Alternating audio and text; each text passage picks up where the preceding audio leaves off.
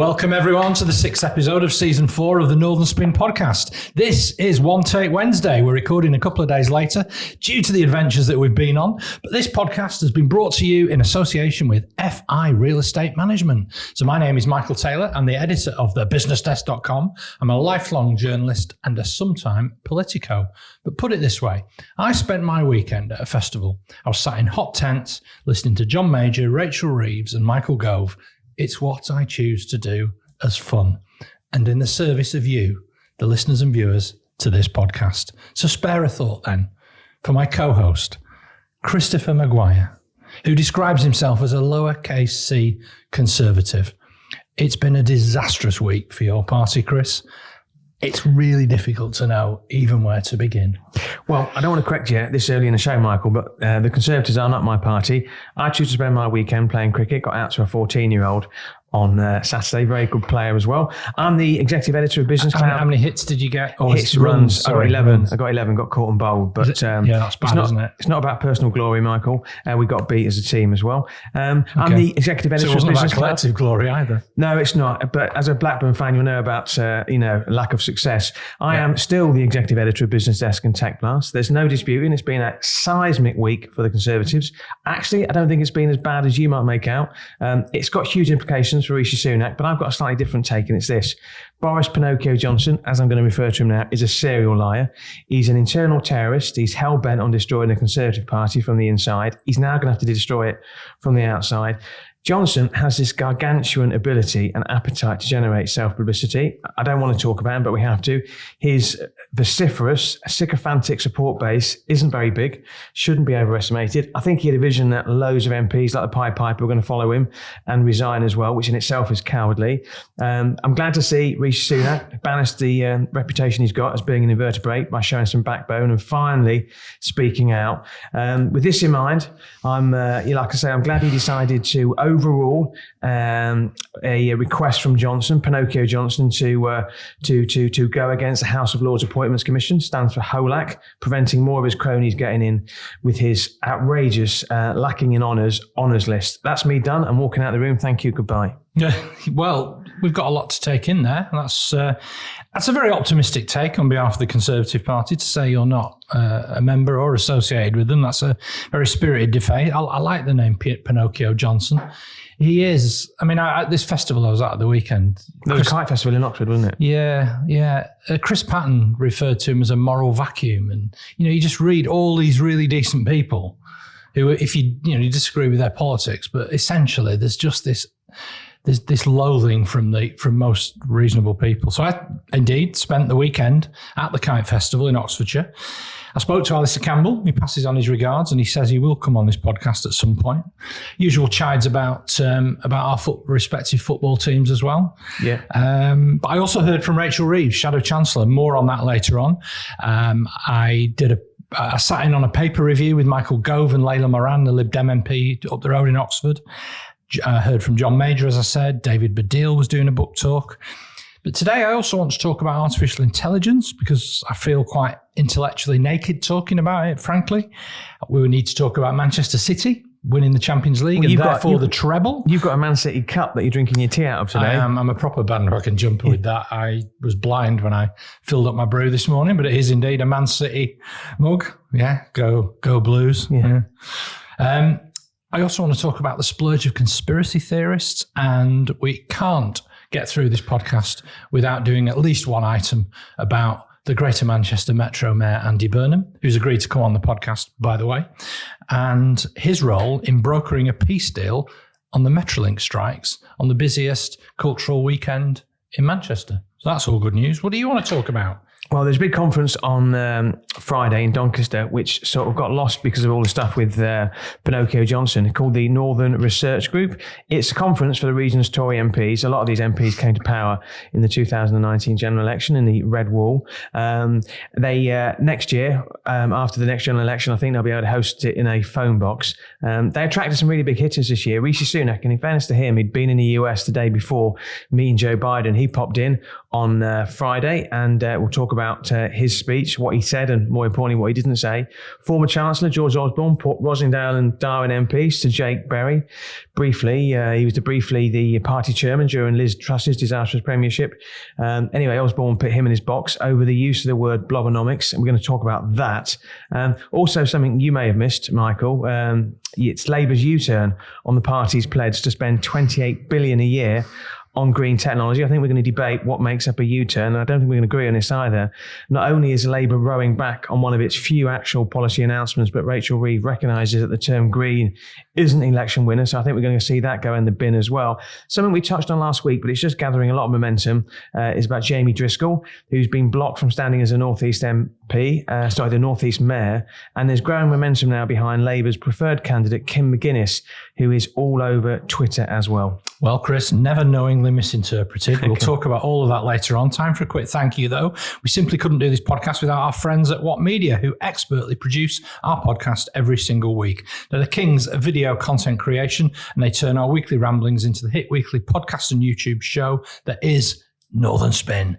They make us feel like part of the family, and hopefully that comes out in this podcast. And on that note, we're going to go to our first interval.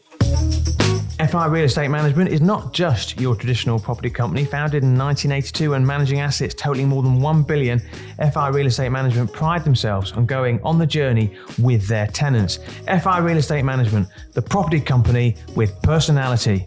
Just like us, Michael. Indeed, Chris. So we've got some exciting plans for season 4 of the Northern Spin podcast. If you want to join FI Real Estate Management to sponsor the show and reach a growing audience, then please get in touch with Chris or I or our friends at What Media. So my mantra, right, on this podcast, Chris, is insight, insight, insight. So we don't just want to rehash Boris Johnson stuff, but I guess we can't avoid it, can we? No, we can't. So here's a quick recap of the timeline. Johnson appears before a 7-person committee, a majority of whom are Conservatives, about Partygate, right? In March, the former PM pretty much admitted misleading Parliament, but denied doing it on purpose. He was then given an advance copy of the report, but he jumped before he was pushed, and he accused the committee of being a kangaroo court and accused them of driving him out of Parliament. His resignation came hours after his own resignation honours list was published, where his closest allies, including Priti Patel, Jacob Rees-Mogg, Simon 7 Weeks Clark, and the Tees Valley Mayor, Ben Blocker-Houchen, were all recognised for their patronage, but not Nadine Dorries. Absolutely, and that only tells half the story as well. So several other key Johnson supporters, including the aforementioned Nadine Dorries, Sir Alok Sharma, Nigel Adams, were widely tipped to be appointed to the House of Lords. Certainly that's what Johnson wanted, but they weren't on the list. They weren't approved.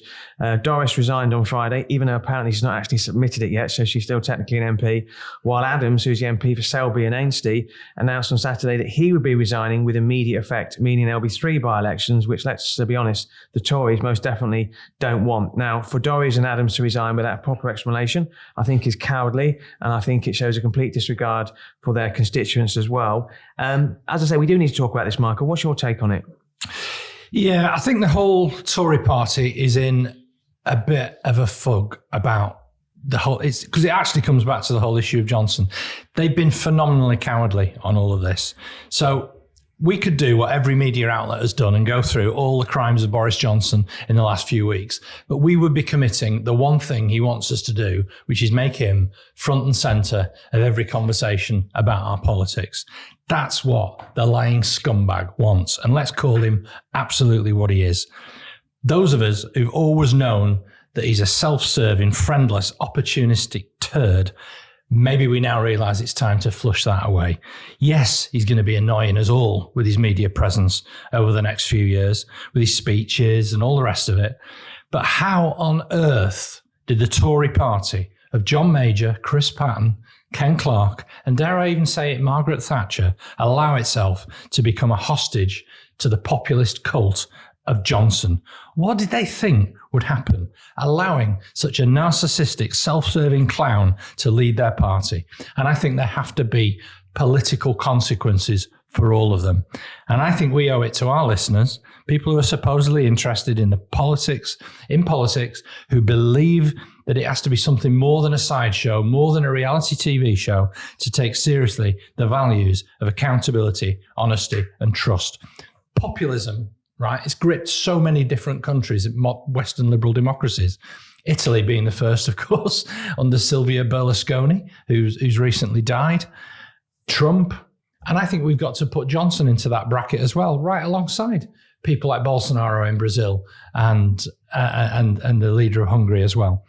It's essentially the creed of the manipulator, convincing the manipulated to do something that isn't in their interests. So they peddle the myths that everyone's the same, they're all at it. And I think Johnson's actually been just making fun of the whole process. Why would he put a 20-something intern into the House of Lords? I mean, what's going on with all of that? And I think on our podcast, Chris, and I mean this most sincerely, I think we've got to up our game, not to trumpet the pathetic attack lines. And someone will be listening to this and thinking, what have I just done to Boris Johnson? But I think we've got to draw a line and draw a ring around serious people and not serious people. And we owe it to ourselves to discuss serious political issues, to take ideas seriously, to move away from the yaboo to and fro of politics and interrogate how we can contribute to making things better. Boris Johnson never had a creed beyond winning power for himself. And once he was there, he had no ideas, and he had a laziness and indolence and a hope that basically something would turn up, and something never did. Now, I know you want to talk about the resignation honours list. I don't really, but I'm not going to stop you. Well, I think that was a lovely speech, Michael, but I think you should stop sitting on the fence and say what you really mean. Incidentally, I agree with every word you've said as well. I mean, Pinnochio Johnson's a disgrace. He's the worst Prime Minister we've ever had. I'm not going to get... He is, isn't he? Yeah, absolutely. I'm not going to get into a debate about whether outgoing Prime Ministers should be able to reward their mates, their hangers-on and their chums with a resignation honours list. Personally, I don't think they should. I think anybody included on that list should be a social pariah, because that shows allegiance to Boris Johnson. But I think it's important we look at some of the names on that list as well. Now, Pinnochio Johnson's got this small group, and I've got to emphasise this, it's a small group of noisy cheerleaders who drink from the same trough as him, espousing the same rhetoric as him, and huge swathes of the media won't call it out. I looked at Daily Mail yesterday, and Monday rather, and it was talking about Nadine Dorries, and it's why a working class girl from Liverpool can't get into the House of Lords. You know, it's outrageous. It's not outrageous. It's just because she's useless. And they were talking about Dan Wootton as well, who's a disgrace. Was talking about the treatment of Boris Johnson. Let's look at some of the names on this list. Priti Patel, she was a pretty rubbish Home Secretary. She spoke recently at the pro-Boris Johnson Conservative Democratic Organisation, the CDO, in May, blamed the party's local election wipeout on the leadership, which was clearly a dig at Sunak. It was basically trying to give a free pass to Boris Johnson. She's been made a Dane, right? Jacob Rees-Mogg spoke at the same event. Let's give a knighthood to Rees-Mogg. Middlesbrough MP Simon Seven-Week-Clark, who served as Liz Truss's Levelling Up Minister for 7 weeks, hence the nickname that we've given him. He's been knighted. Teesside Mayor Ben Blocker-Houchin, whose Tees Works project, which we've spoken at length on this podcast, is currently the subject of an investigation. A peerage in a House of Lords for Blocker Ben.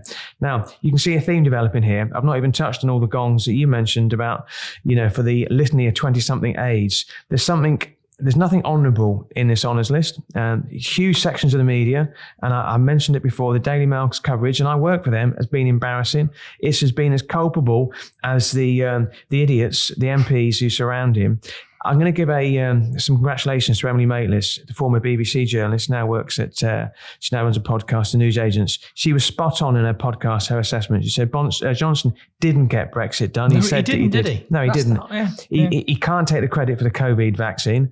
The only reason he got an 80-seat majority in the 2019 general election was because he was up against Jeremy Corbyn. I could have got an 80-seat majority if I'd been up against Jeremy Corbyn. Theresa May didn't know, did she, to be fair? No, but Johnson's talk in 2019 was all about creating a northern powerhouse. Now that's turned out to be as hollow as he is. Before I talk about what that means for the Conservative Party and Rishi Sunak in particular, because it does have huge implications for them, you want to come in, don't you? Yeah, I mean, thanks for going through all of those people. I think just on the Ben Houchen one, if he's found completely innocent and to have maybe, he's not always acted with transparency over the issues around Tees Works, but if he's found actually to have acted properly, what he's achieved both politically and, changing the political landscape of the northeast of England with what he's done, and he proves to be an effective mayor, and Teesside Airport and the Freeport takes off, in time, towards the end of his career, he's someone who quite rightly should be rewarded, with a seat in the House of Lords so he can contribute to public life. But it's premature at best. But it's questionable at the moment while there's still all these inquiries going on around him and all these investigations by noble members of the media. So, yeah. But Chris, give me some insight then about this Northern Research Group meeting in Doncaster, which is largely for the benefit of members of the Conservative Party's Northern MPs. They call themselves the NRG. Yeah, I think it's interesting because there because used to be a rave group called that, one for the teenagers. Yeah, absolutely. Because we've got a lot of teenage listeners. So this group, the NRG, their conference last year, you'll remember Boris Johnson was supposed to be speaking at it. He ditched it at the last minute to go to Ukraine because the heat was being turned up on him.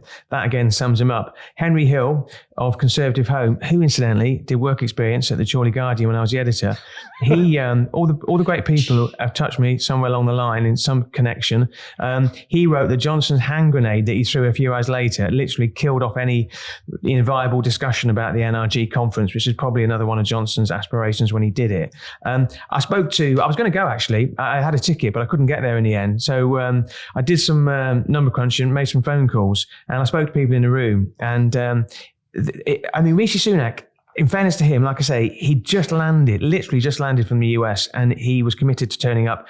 As he says a lot, he is a northern-based prime minister as well. He's got the seat in Richmond. He gave a speech. He got a standing ovation when he walked in. He got a standing ovation when he exited. It was a very generic speech. He didn't say much for the Red Wall MPs in the room who face losing their northern seats in the next general election. Somebody said that he could have given this speech anywhere in the country and just changed the first 1 minute. He didn't take any questions. Somebody said to me it was lacking in energy. Now, I think what the NRG conference highlighted were the divisions in the Tory party and the level of division that exists and the level of delusion that exists. So George Osborne, the former Chancellor, who we've name-checked as being on manoeuvres, he attended. They had some big hitters there. George Osborne was there? He was there, yeah. Right, cool. He was there, yeah. Okay, interesting. We said he was on manoeuvres, and he definitely is on manoeuvres. And he said the Tories can't blame the blob and the civil servants and the establishment for their failures, which we've said before.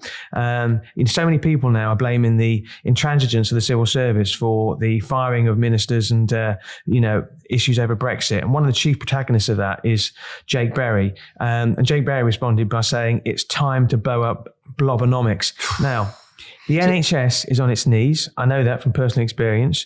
Mortgage rates are going through the roof. But Jake Berry thinks tackling the blob is an election winner. Now, over the weekend, he tweeted about this. He was widely rinsed on Twitter for blaming the blob for trying to block Brexit and forcing out Boris Johnson. I mean, it's embarrassing. Alastair Campbell, your mate, replied by saying, you've had 13 years. You're utterly useless and delusional too. But Jake Berry thinks this is what's going to keep him in power. So Jake Berry, the MP for Darwin and Rossendale, his seat must be under threat, surely. Yeah. He knows it. We've been to Darwin. I mean, it should be nailed on a Labour area, but anyway, it is. It's just populist nonsense, Chris. It's absolute nonsense.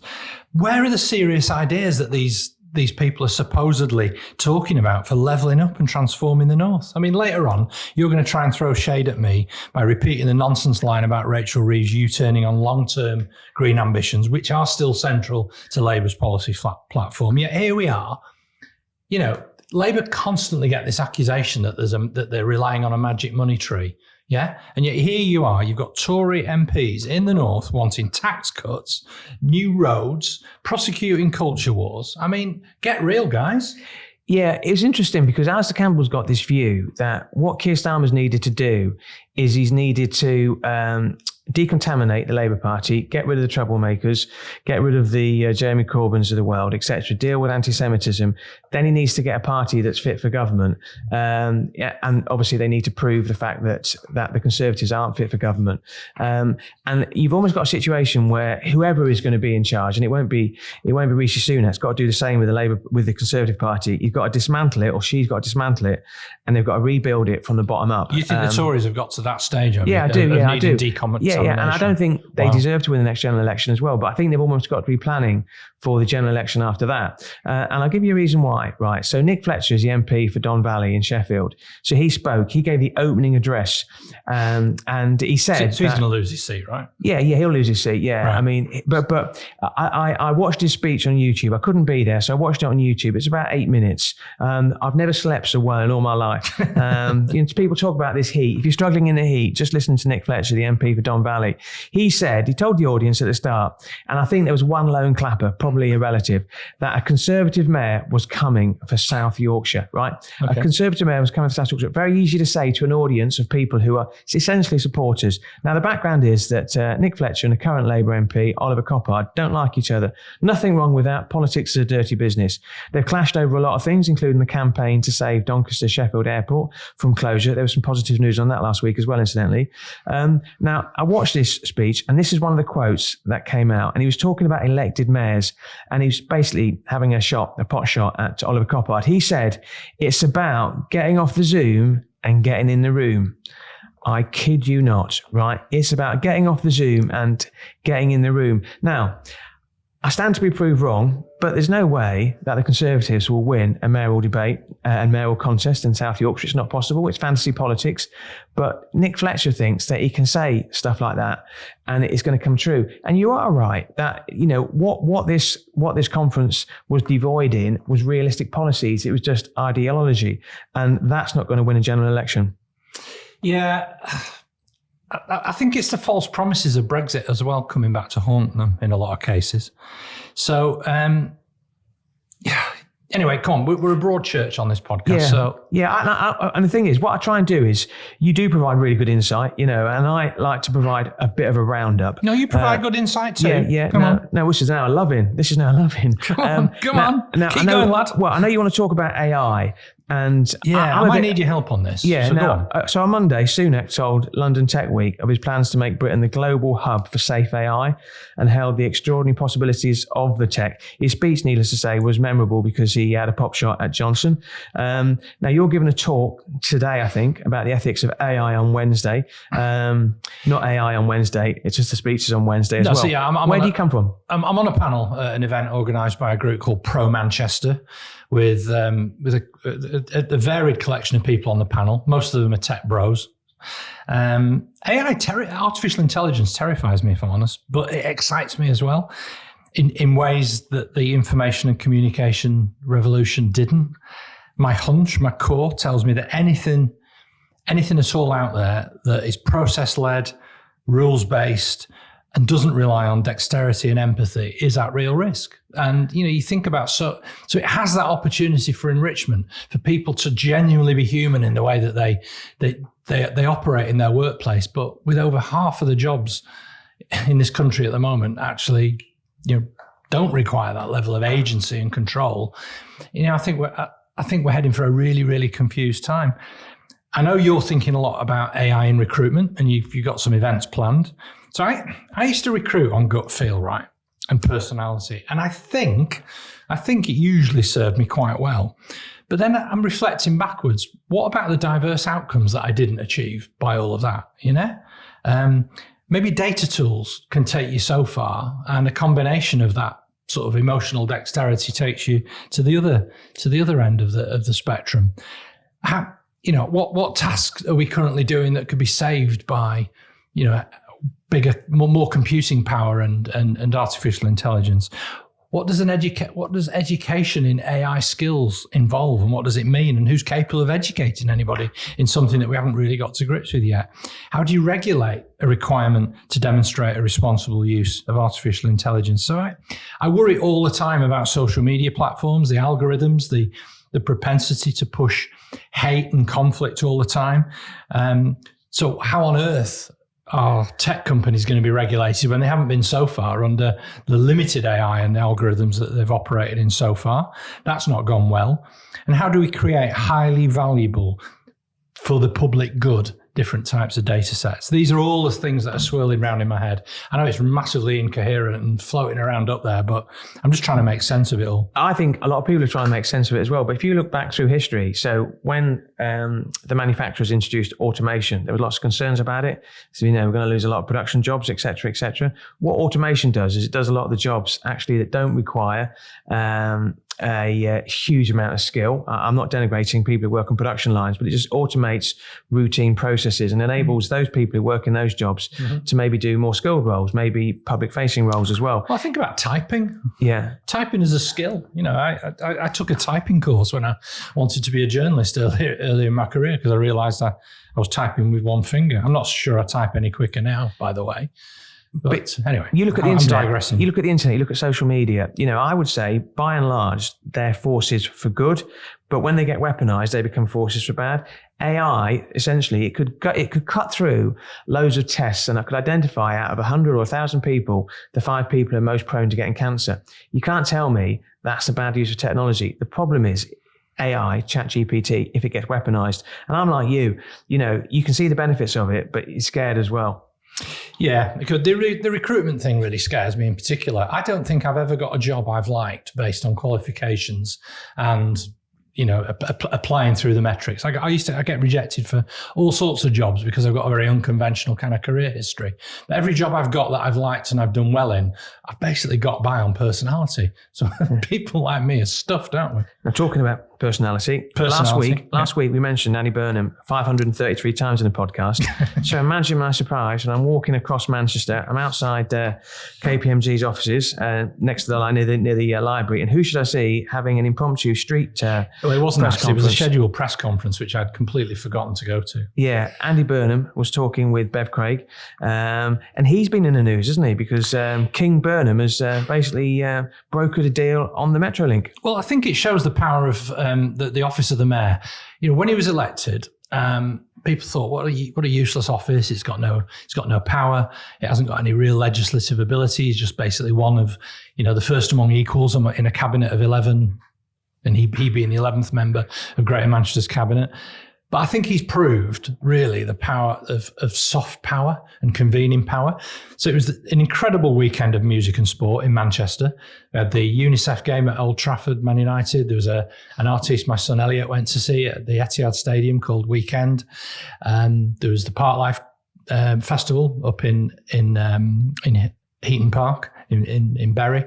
And I just think, all this stuff going on, and yet there was a threat of a Metrolink strike. And what did Andy Burnham do? What the government haven't done in the train strikes is he got people to come around the table, and they postponed the strikes and they put an offer on the table which the Unite Union and the Metrolink operators are willing to talk about, and they called off the strike. I mean, that's a triumph of real politics. No, I agree. But that sort of sums Andy Burnham up and why he's so popular in the North. Now, you spent the weekend listening to Rachel Reeves. Not the whole weekend. Not the whole weekend. No, I saw your stuff on Twitter. Now, last week, she announced a major Labour U-turn. Well, no, she didn't, Chris. No, we'll agree to disagree, but I'm going to lay out the facts for our listeners. Right, okay. So in 2021, Labour promised to spend $28 billion a year on green projects funded by borrowing. Now, Reeves has rowed back on saying that they won't reach that $28 billion until after 2027. The Shadow Chancellor is just back from a trip to the US, which I think is really telling, actually, where the talk is of creating jobs through an industrial policy rather than linking it to a green prosperity plan as well. Now, I thought, is this sensible politics? Is this a massive climb down? Or is this the face and the words of a very, very realistic politician? That's all I'm saying. Yeah, I think that's a fair summary. Thank you for not trying to debase the intellectual discussion that I'd like to have about Rachel Reeves and Labour's ambitions, as you quite correctly said, to invest $28 billion in green energy projects by the year 2027. So in preparation for hearing her speak and being interviewed on stage at the Kite Festival by James Harding, the editor of Tortoise Media, I read a profile in the New Statesman magazine, my weekly current affairs magazine of choice, which I will be passing on copies to you. Yeah. Edited by Jason Cowley, who I believe you know. Yeah, I used to work with him back in the day. We used to play golf together. Very good. About 30 years ago. He's done okay for himself since. He has, yeah. He's really turned the New Statesman around as well. It's a great read now. Good mix of culture and politics, obviously. So Jason spent a lot of time embedded with Rachel Reeves on her trip to the US, to New York and to Washington. And he identified two different characters, Rachel 1 and Rachel 2. Now, one of the things Alastair Campbell talked about in the in his talk at the Kite Festival that I saw on the Saturday, he talked about developing a campaign mindset. And he goes into a lot more detail about this in his book, But What Can I Do? And I really identified a lot of that in the Rachel 2 that we saw on the stage at Kite, that really has got an absolute will to win. Yes, she's smart. She's well read. She thinks a lot about economic trends, about different forces in the world, about constituents in Leeds, the challenges that they face in their lives. And yes, she's got a really interesting hinterland, but by God, is she focused on winning. So the Green Prosperity Plan, it's not been scrapped. She's just acknowledged that she's analysing the economic data rigorously, and she knows that if Labour wins the next election, they will inherit a far worse economic situation than they did in 1997. In fact, than they have ever inherited since 1945, when we came off the back of the Second World War. She knows too that the Labour brand was tainted by the previous reckless leadership. By the way, she had absolutely nothing good to say about John McDonnell and Jeremy Corbyn at all. I mean, that was a steely winner's mentality. She wasn't attending an economic seminar about, post neoliberal economics. She was there as the future Chancellor of a Labour government, and she wasn't giving anything away. But she did display one of the other great attributes of good political leaders in that forum as well, is she listened. She really listened. She mentioned people by name. She looked them in the eye when she gave the answers, which I think is always an impressive skill of politicians. She comes across as authentic. And the people asking questions, they weren't toffs and all, and all the rest of it. There were teachers, care workers, people who work for charities, people who know about the harsh living conditions that many people are having to face. But she's ultimately very, very realistic, and it's not enough to promise uncosted solutions. So I spoke on this podcast last week about how she really understands the different electoral tribes. I think I talked about Mavis and Dino, didn't I? You did, yeah. In Buxall Village. Yes. And she proved it again by talking about the Brexit vote and the division that it caused. She says, yeah, I would have voted Brexit again. But then she told this really, really interesting story about going to a warehouse in Leeds during the referendum campaign, where people are saying, yeah, we've lost jobs that have been undercut to workers from Poland and the Czech Republic who are coming in and undercutting us. So she recognises the tensions that caused that, and has no desire to go back to it, but does believe that we can renegotiate a much better relationship with Europe, which I think we need to talk about a bit more on this podcast. I know we're going to go to an interval, but what I would say about Rachel Reeves is that you don't read about these hatchet jobs on her, where she said something which has been seized upon and then it's been weaponized against her. Like, Rachel Reeves has put her foot in it when she said she is a very, very canny operator. And would it be fair to say that she's similar-ish to Gordon Brown? Yeah, in some ways. I mean, she was brought up serious. She's serious. She was brought up in a Christian family. She's absolutely focused on winning, and I think she's got two sides to it. And the side that everybody's going to see in public is going to be the very steely politician who is not going to give anything away, who's not going to slip up and make mistakes, who can come across as quite robotic and quite focused. That's the campaign mindset. But actually, off camera, and Rachel and I both observed this while she was chatting to people before she was going on stage, and we were right at the front watching. She's got a real warmth to her and a real empathy. And Jason Cowley talked about this in his profile in the New Statesman about she's quite emotional as well. She wells up quite a lot when she talks about people who've touched her life in different ways that have inspired her. And that she's actually a very warm and witty and well liked by people who work with her as well. We need to go on a podcast, Michael. And on that note, there's a challenge. Let's go for a quick interview.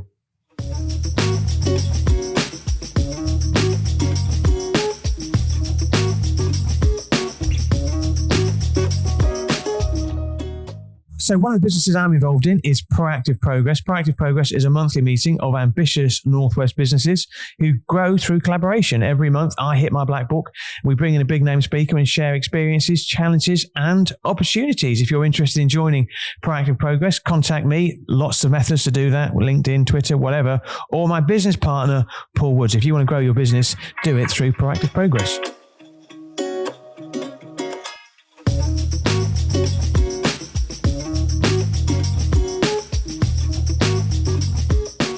So welcome back. This is a section that we call Anything to See Here. Now, BT Sport made Man City's Champions League final on Saturday against Inter Milan free to view. I was delighted, so I watched it. Political commentator and massive Arsenal fan Robert Peston tweeted, "I'm thrilled that Abu Dhabi have won the first big European trophy after all these years for the footballing wilderness, heartwarming and global warming.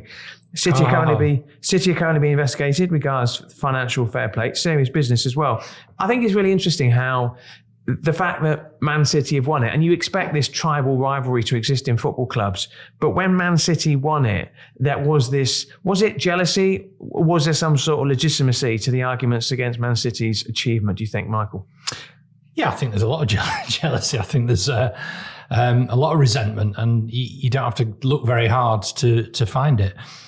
I don't want to take anything away from the fantastic football that Manchester City play, or from their supporters, particularly friends of mine who were there watching them lose at York City in December 1998 and slipped into the bottom half of the third division table.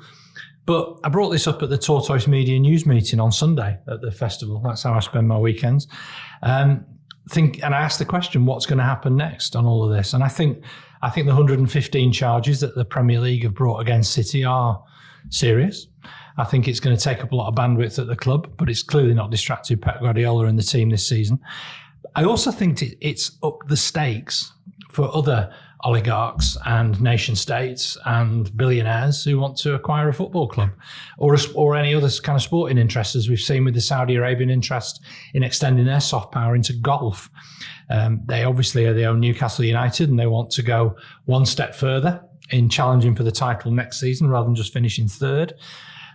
There's interest in Qatar in buying up Manchester United or Spurs if the Brexit supporting Swiss resident Jim Ratcliffe, no irony intended, manages to buy Man United.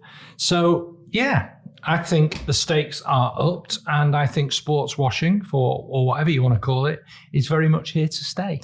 I was talking to a friend of mine who's a massive Newcastle fan, and she was saying that I think they ended up on the last day dropping down to fourth place. But the point she was making is that, Newcastle's got this absolute supporter base, which I would argue is probably unrivaled because of its location. And nobody talks about the owners in a negative light, in terms of their history, in terms of some of the human rights issues. I think they do. I don't think a lot of the fans who turn up at St James's Park and pay their money necessarily do. No. But the rest of football do, and the rest of football will. But the rest of football does, yeah, I agree. And actually, it'll be fascinating to see who actually ends up buying Man United, if indeed the Glazers actually sell it. I want to talk about conspiracy theories. I could talk about a lot of conspiracy theories in relation to Man United, but I think what I'm finding with conspiracy theories is becoming much more mainstream. I remember back in the day going to Dallas and the grassy knoll and the conspiracy theories around the assassination of President Kennedy. There's a new series on BBC Sounds now. It's called Mariana in Conspiracy Land. It's hosted by the brilliant Mariana Spring, who has found herself being trolled simply for calling this sort of stuff out. Are you worried about the explosion of conspiracy theories and the legitimacy that some people are giving them? Yeah, I am. Yeah, I've listened to Mariana's podcast, by the way, all 10 episodes. They're quite short, and they do because they have to reset. If you listen to them one after the other in a series, you get a lot of what happened in the week before summing up. So they're quite short, but really, really, really interesting. She gained some real insight into why ordinary people get caught up in these movements. People really opened up to her. Many cult survivors, it's fair to say, to call them. Many pivoted around something called the Light newspaper, which I did spot, incidentally, in one of my local kebab shops in Marple. Copies of this newspaper lying around. I'm going to go back and see if they're still there because, anyway, I put all of this down to the growth of the politics of easy, ready-made answers. in a world that seems both unfair and stacked against you, that actually it's much easier and much more comforting to find that the person responsible for that is George Soros or Bill Gates or the Illuminati or the great power elites that are controlling your life and pulling the strings. No doubt we're running the risk in even questioning this. And they do the same in the Tory party with the blob. Who is the blob? That it's this shadowy elite that it does encompass the media. And at some point, Chris, no doubt, we're running the risk in questioning this tosh of being labelled as being part of the problem. Yeah, I think the problem with conspiracy theories is that they've been hijacked by people who desperately want to believe something and they're clinging to it. So you got 9/11, COVID's a classic case. You're either for COVID vaccines or against it. You can't be either. You can't have a debate with a conspiracy theorist. That naturally creates friction. That naturally creates a them and us. The thing that I found most disturbing when we talk about conspiracy theories was Sandy Hook school shooting in 2012. 26 people were shot and killed. 20 of them were children, aged 6 and 7. I think 6 adults were killed as well. It was tragic as it was brutal. Now, InfoWars host Alex Jones claimed it didn't happen. He's now been ordered, a couple of months ago, was ordered to pay £1.5 billion because he was shown to be, wrong. It's shown to be a liar as well. Conspiracy theorists have even targeted survivors of the Manchester Arena bombing. I mean, it's completely sick. One of the things they do, and it comes out in this podcast, is that they will trot out things that they believe to be self-evidently true within their own group, as if they just believe them as fact. And one of them is, well, Mariana, some guy says to her, well, Mariana, you're part of the problem because obviously you work for the BBC, which is funded by Bill Gates, right? They genuinely believe that. And the brilliant thing about what she does is say, can I just stop you there? That's not true. Let me just explain what's going on here. And she will highlight the fact that the BBC, through its international development efforts around the world, has at times partnered with the Bill and Melinda Gates Foundation in order to support some education initiatives in other parts of the world. But she does not, right, in BBC News or on her podcast, answer to Bill Gates in any way, shape or form, and just makes it absolutely clear. And they've got no answer for that. They've got no answer for it. And again, this politics of easy answers, I think Brexit is a symptom of that. I think it is a genuine worry. Yeah.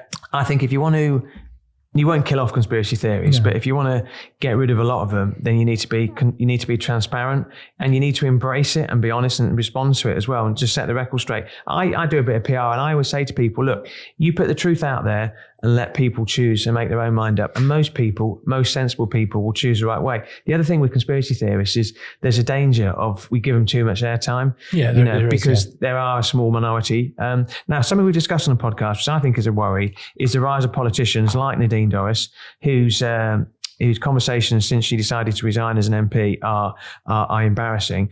Jacob Rees-Mogg, Esther McVeigh and her husband, Philip Davis, they've all got shows on the likes of GB News and Talk TV. Now, until now, they've been allowed to do so because such programmes are classed as current affairs rather than news. But now Ofcom is conducting research to determine whether the rules should change. Now, most of these people won't be MPs after the next general election anyway. Do you think there's anything to see here? Yeah, I think there is. I think it's interesting what Ofcom will come out with. I do think it's a worrying development. I think some of the content on some of these channels is very dubious, to say the least. But, I'm all for diversity in media. Absolutely. Anyway, I've got one for you. The Sunday and Telegraph newspapers and The Spectator have been put up for sale due to debts owed by their parent group owned by the Barclay brothers. Well, there's just one Barclay brother now, isn't it? Receivers Alex Partners have now taken control of the group and replaced the current owners. Anything to see here? Did you ever work for the Telegraph? No, I didn't. No, I didn't. It's interesting because obviously you work at Business Desk and I work at Business Cloud, and you'll often report on companies going into receivership or calling the administrators in as well. This is a sort of a technical receivership, really, because the Daily and the Sunday Telegraph and the Spectator, are separate, but to the parent company has run into issues. This is a big worry. This is the reason I want to talk about it because a lot of people buy papers and media things as trophy assets. So if you want to influence conversation, you might, for example, invest in GB News. The Telegraph is referred to as the Tory graph. So you can see how it might appeal to somebody with deep pockets, with an interest in shaping political decision making. Now, Tory donor, Lord Cruddas, might tick that box. Just remember that Lord Cruddas was basically put into his position by Pinnochio Johnson as well. It's also worth mentioning the Daily Mail are rumoured to be interested in buying the Telegraph as well. That raises serious issues over competition. So here we are complaining, or I'm complaining, about the impartiality of the Daily Mail and the fact that they are a stain on democracy with the rhetoric that they peddle out, but they're now looking to buy the Daily and the Sunday Telegraph. Now, all that does is it weakens the fabric of the society that we live in. That's why it's a worry. Yeah, definitely. Yeah, very, very good point and good insight there in the way that newspapers work. So who have we got on manoeuvres this week? Well, apart from the one who should not be named, the blonde bomb site. Anyone connected to Pinnochio is on manoeuvres, but we've spent enough time talking about them. So I'm going to provide some insight now. So last week, we discussed how Jamie Driscoll was being excluded from the North East mayoral race. That's by the Labour Party. Yeah, by the Labour Party. That's come right from the top, from Sir Keir Starmer. Apparently, his decision to appear on stage with filmmaker Ken Loach in March is thought to have played a part. He has he's been accused of having anti-Semitic views. Now, a lot of people think this decision to park Jamie Driscoll is really an attempt to open the way for Kim McGuinness, who is the current Northumbria Police and Crime Commissioner, to win. A lot of people think it's going to be a coronation. So Driscoll, who is the North of Tyne there, has gone on manoeuvres in a big ways. He's on overdrive on Twitter, putting his case forward, claims he's been, quote, taken out by the Labour Party. He claimed the Ken Loach stuff is a smokescreen. He's retweeted countless messages of support. Now, The Guardian described Driscoll as the last Corbynista in power. I'm told, good authority, he doesn't like that description, incidentally. He told you that himself, didn't he? He told me that. When I say, no, but somebody else told me that. I mean, I'm not just saying I have it on good authority, I'm talking about me. But But when you spoke to him, he said, the Corbynista thing's a bit harsh and there's more to me than just that. But other people have told me subsequently that The Guardian's tagline of the last Corbynista in power, he hates it. At the same time, Kim McGuinness she's on manoeuvres. She's been all over Twitter tweeting various supportive messages. There's a photo of her at the weekend at the Sam Fender concert at St. James's Park. Now, I spoke to a couple of people, and this is the thing. The Labour hierarchy, this isn't something that's happened in the last 10 days. Yes, the Driscoll thing has, but if you throw it back a bit further, the Labour Party have been supporting Kim McGuinness in a big way for a long time. They've appeared at events that don't appear to have much to do with her role as a police and crime commissioner, and at various businesses as well. I looked on YouTube. She met Sir Keir Starmer in 2021 during a visit to the community project in Northumberland that was affected by, you might remember it, Storm Arwen as well. And it's just that, and this is clearly, she's not jumping into the debate on Jamie Driscoll, and Jamie Driscoll seems to have avoided mentioning her by name as well. But you can see that Kim McGuinness is on manoeuvres, Jamie Driscoll's on manoeuvres, and I would argue as well, Labour are on manoeuvres as well. What do you think? Yeah, I think you've summed it up very well. I can't really add anything to that. And I think clearly Kim McGuinness is Starmer's candidate to be the North East mayor. Who else do you think is on manoeuvres? Well, I want to briefly mention the Lib Dems. So this is my attempt to not be completely partisanly Labour in everything that I say on this podcast. And what they're trying to claim is that they're in pole position from a third place finish in 2019, interestingly, in mid-Bedfordshire, Nadine Dorris's constituency. And they're out there looking for local grievances for them to point at and come up with dubious bar charts. But I did like something that Ed Davey said recently. So in the course of me reporting on business stories for the business desk and looking at stock exchange announcements and results announcements all day, every day for the business desk, I come across consistently retailers and big food companies who are doing quite well, right? Better than they should be doing when we're in an inflationary situation. We've seen recently the petrol stations business, EG Group, and the owners also own Asda, right? They're doing really well. Ed Davey has said there needs to be a Competition and Markets Authority investigation into big food businesses, petrol companies, supermarkets, for the outrageous greed they are inflicting on us that is actually contributing to inflation. Raw material costs are being passed on and we're all paying for it. The profits from all of those things are way in excess of what you'd expect. So it's not inflation that the economy is suffering from at the moment, despite what the Bank of England are saying, that they've got great concerns about wage inflation. Actually, the biggest shift in wealth from one group to another is from consumers to the shareholders of these companies. In turn, they're using those excessive profits that they're making off the back of the British consumer to buy back shares. Tesco have bought back 1.8 billion in shares since October 2021. Shell using 4 billion of its 9 billion pound profit to buy back shares. Record dividend payments of 94 billion pounds across the economy in 2022. And Ed Davey, the Lib Dem leader, has called for a CMA, Competition and Markets Authority, investigation into big food and big retail, which would stop this overnight. So it might not meet my usual strict criteria for being a non-manoeuvres test, but I did want to mention it. And it's really drawing some clear water between the Lib Dems and Labour, who desperately don't want to upset big business. Yeah? Yeah, I think Ed Davey, I think it's a good move by Ed Davey because he struggles to get any airtime. I mean, we don't mention the Lib Dems very often, but he's struggling to be not to be taken seriously. He also knows, of course, that the Lib Dems have got much better chances in by-elections than they have in general elections as well. And there's 3 coming up in quick succession. It was interesting because about 10 days ago, there was a story that was floated on a Sunday in which it said that the Conservatives were talking to the retailers and asking them to sort of peg prices to try and curb inflation. But I went to Asda, this is insight. Sainsbury's. I bought some ham, like 10 slices of ham. The one that I've always bought. Not gammon, Chris. No, £4.50. £4.50, and I just thought to myself, wow, because my wife was away, and she didn't normally trust me with the shopping. You know how to treat yourself, don't Absolutely, you? I do. Absolutely. And on that note, we're going to go for a quick interval.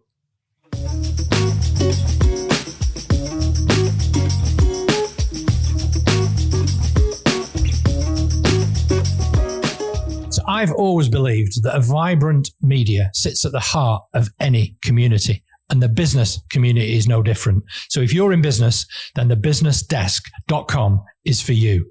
We're up with the lark every morning to bring you the day's business news. We have regular events, credible news, and lots and lots of other events to bring people in the business community together. So log on now, thebusinessdesk.com, for all your regional news.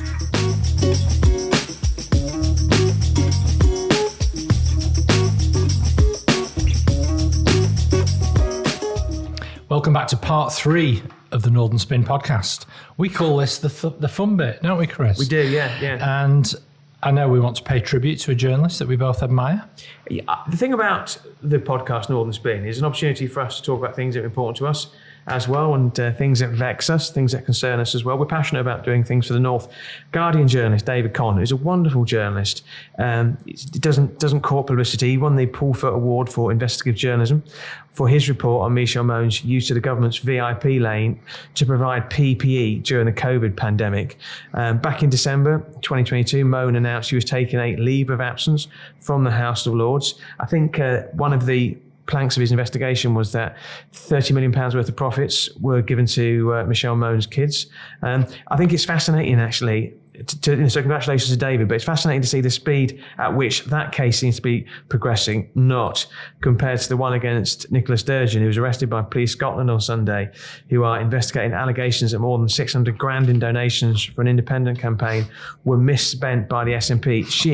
She has vehemently protested her innocence as well. What do you think? Because you know David Conn, don't you? I do. David used to write a column for me when I edited a magazine, and we called it David Conn Investigates, and he turned up some great stuff. I've known him a long time. Really, really good journalist, really decent guy.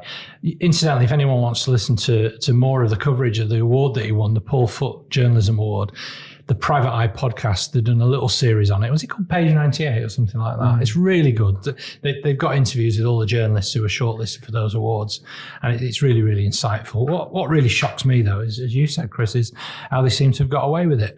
Anyway, before I ask you what you've been up to, Chris, I want to mention my visit to the Kite Festival in Oxfordshire at the weekend. Did you go to the Kite Festival at the weekend? I did. Oh, right. I did. I'm using it to provide insights. Okay. Stop throwing shade at me. It was like the Hay Book Festival during the day.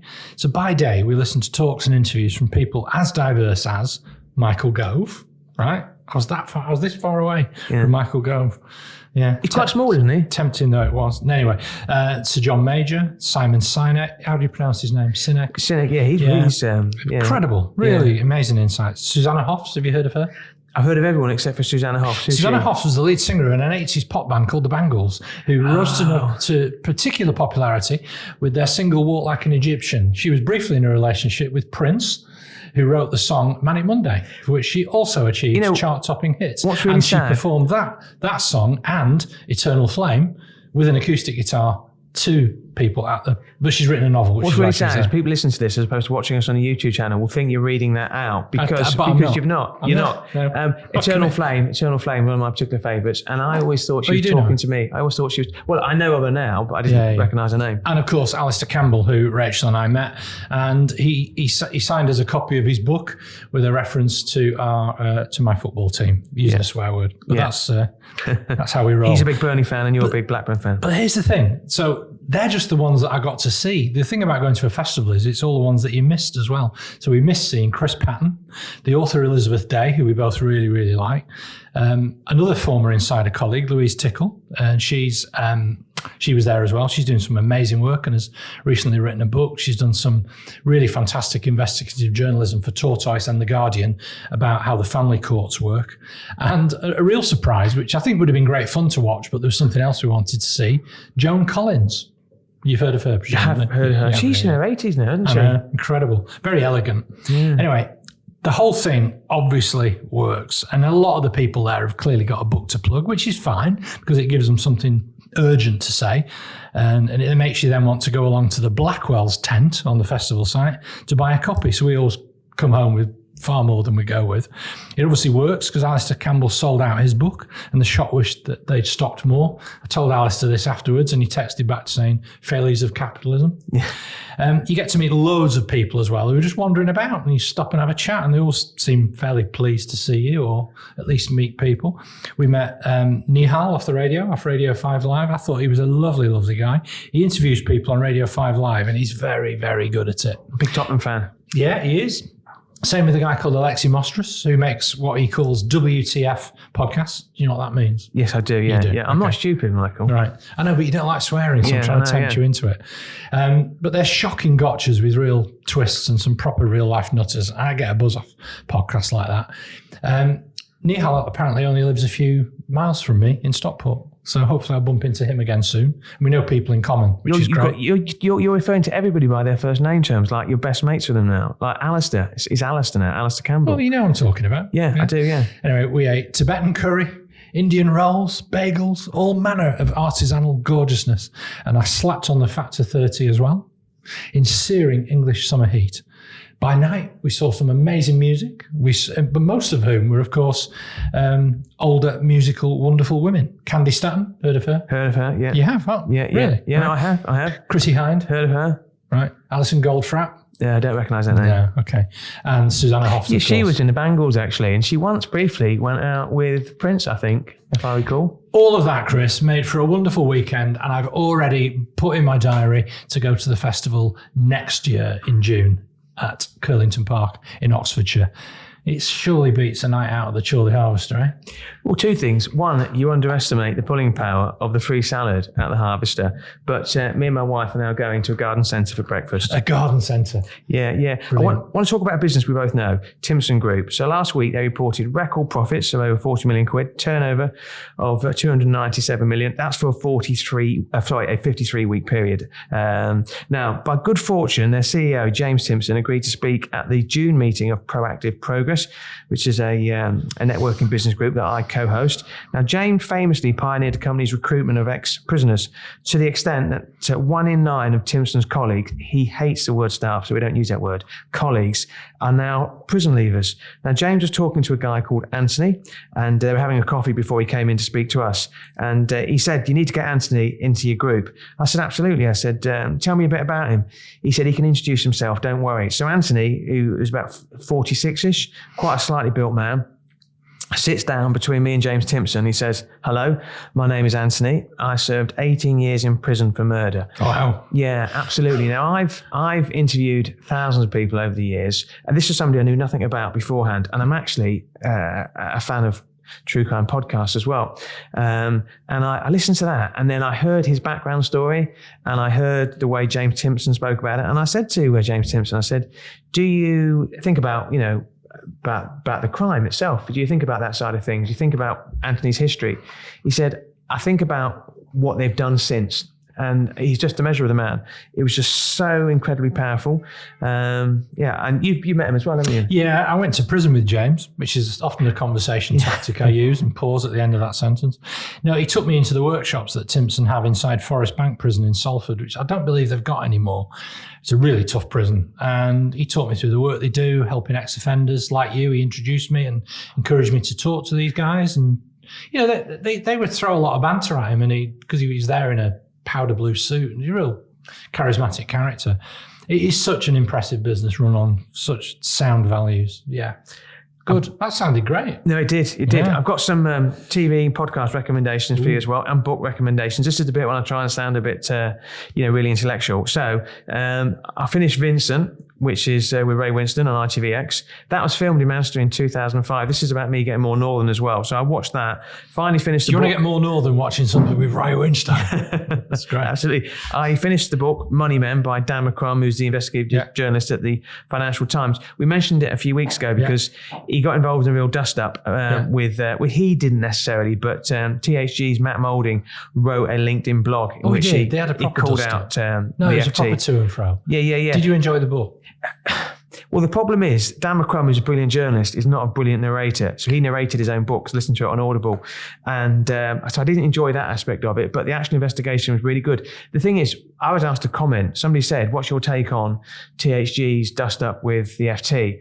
And the first thing I did is I watched Scandal, which is a Netflix film on the Wirecard demise. And then I read this book by Dan McCrum. So I feel much more equipped now to discuss it. I think Matt Moulding's playing with fire by going after the FT and Dan McCrum, but also think the FT have got to be really careful in terms of what they put out as well. So interesting. I think they are. Yeah. 2 top tips for our listeners, old and new. So on TV, I stumbled across, because my wife's been away for a few days, so I basically had the TV to control to myself. And I watched The Night Manager, starring Tom Hiddleston, Hugh Laurie, Olivia Colman. Absolutely brilliant. I watched 4 episodes straight. I went to bed at midnight, started watching at 8, went to bed at midnight, which is quite late for me, incidentally. I think Elizabeth Debicki's really good in that as well. The Australian actor. Yeah. There isn't a poor performance in it. I think it was 2016, but if you've not watched it. Tom Hollander's in it as well, isn't he? Yeah, Tom Holland is probably steals the show. They're just fantastic. And I've got 2 more episodes to watch of that. Now, in terms of podcast, I binge listened to Scamander. Now, this focuses on a young American woman called Amanda C. Riley, who starts blogging in 2012 about having Hodgkin's lymphoma. But then you quickly get onto the point, has she really got cancer? And is she attracting money from well-wishers under false pretenses as well? It's quite a formulaic sort of approach to podcasts. And I'll be honest, I think I'm on episode 6 now, and it could have been summarized into 3. But it is worth listening to. I'm quite enjoying that one. Brilliant. So we came back from Kite Festival. Did I mention that I've been to that? You mentioned it about 9 times, actually. Yeah, with a stack of books. So we'll get around to reviewing them on here at some point, starting with Alastair Campbell's book, So What Can I Do? It's quite depressing reading at the moment, actually, because it's kind of talking about the symptoms before it talks about, potentially the solutions and the cures. So it's quite hard going. And I'm sort of reading it in parallel with reading Lisa Nandy's book as well, which again is quite similar, painting quite a bleak picture before you get to the optimistic bit. I struggle to read books simultaneously. I mean, as I mentioned before, I do it on Audible, but I tend to have to stick with one book. But anyway, so you've enjoyed the podcast this week? You enjoyed it? Yeah, it's been good fun. Yeah, it's been good fun. Right. So that's all for episode 6 of season 4 of the Northern Spin podcast. If you want to join FI Real Estate Management and sponsor the podcast, get in touch. We're on Apple Podcasts, so please review us. Don't forget to press the subscribe button. Follow us on Twitter at Northern_Spin1 or watch us on YouTube. Thank you, as ever, to all our friends at What Media for recording this podcast. Including Abby, the boss who's in here today, which is why we're on our best behaviour.